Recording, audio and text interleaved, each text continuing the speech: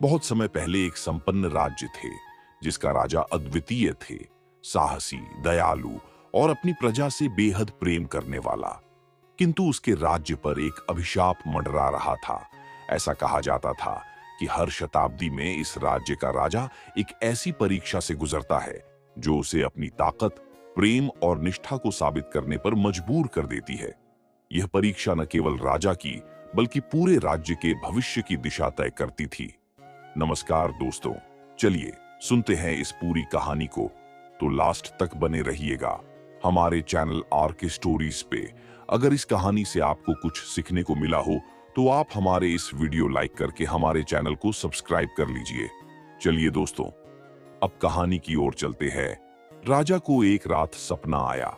एक रहस्यमय साधु ने उसे चेताया, तुम्हारा राज्य संकट में है।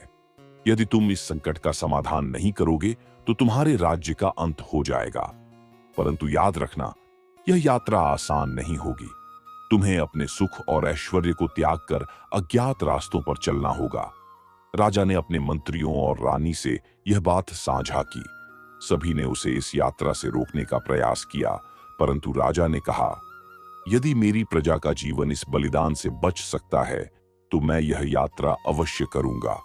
अगली सुबह राजा ने अपने राजसी वस्त्रों को त्याग दिया और एक साधारण किसान का रूप धारण कर लिया। उन्होंने अपने साथ कुछ भी नहीं लिया, न धन न हथियार, केवल एक लकड़ी की लाठी और एक छोटी सी पोटली। राजा एक छोटे से गांव में पहुंचे। यह गांव गरीबी और भूखमरी से जूझ रहा था। वहां के लोगों की दशा देखकर राजा का हृदय द्रवित हो गया। उन्होंने गांव वालों से भोजन मांगा। एक महिला ने उन्हें थोड़ा सा उबला हुआ पानी और रोटी दी। रोटी खाते समय उन्होंने देखा कि पास में एक छोटा बच्चा भूख से तड़प रहा था।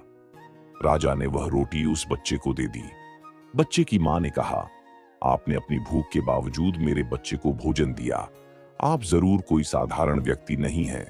यह सुनकर राजा ने कहा, सच्चा राजा वही है जो अपनी प्रजा के दर्द को पहले समझे। भूखा रहना मुझे सिखा रहा है कि पेट की आग कितनी निर्दयी होती है। राजा की यात्रा आगे बढ़ी। उन्होंने एक ऐसे गांव में प्रवेश किया जहां के लोग एक कपटी व्यापारी के चंगुल में फंसे हुए थे। व्यापारी गरीबों को कर्ज देकर उन्हें अपने गुलाम बना लेता था। राजा ने व्यापारी को सबक सिखाने की ठानी। उन्होंने व्यापारी से कहा कि वे मजदूरी करना चाहते हैं। कई दिनों तक उन्होंने कठिन श्रम किया और अपनी कमाई से उस गांव के गरीबों का कर्ज चुका दिया।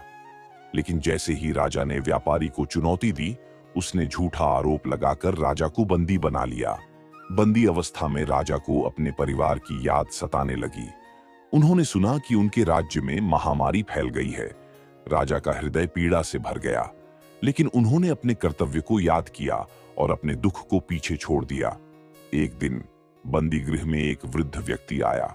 उसने राजा से कहा, यदि तुम अपना परिवार और राज्य वापस चाहते हो तो तुम्हें अपने सत्य का त्याग करना होगा। राजा ने उत्तर दिया, सत्य मेरे लिए राज्य और परिवार से बड़ा है। यदि सत्य का त्याग करना पड़े तो मैं राज्य और परिवार दोनों को छोड़ दूंगा। राजा को बंदी गृह से बाहर ले जाया गया। उन्हें एक ऊंचे चबूतरे पर खड़ा कर दिया गया और कहा गया कि अब उन्हें मृत्यु दंड दिया जाएगा। लेकिन राजा ने अपनी आंखों में डर नहीं बल्कि दृढ़ता दिखाई। तभी आकाश में गर्जना हुई। आसमान से एक प्रकाश पुंज प्रकट हुआ। वही साधु जो राजा के सपने में आए थे वहां प्रकट हुए। साधु ने कहा, राजन, तुमने हर परीक्षा को न केवल सहर्ष स्वीकार किया बल्कि उसे अपने सत्य और धर्म से पार भी किया। यह यात्रा तुम्हारे लिए नहीं बल्कि तुम्हारे राज्य और प्रजा के लिए थी। साधु ने राजा को उसका राज्य, परिवार और खोया हुआ सम्मान वापस लौटा दिया।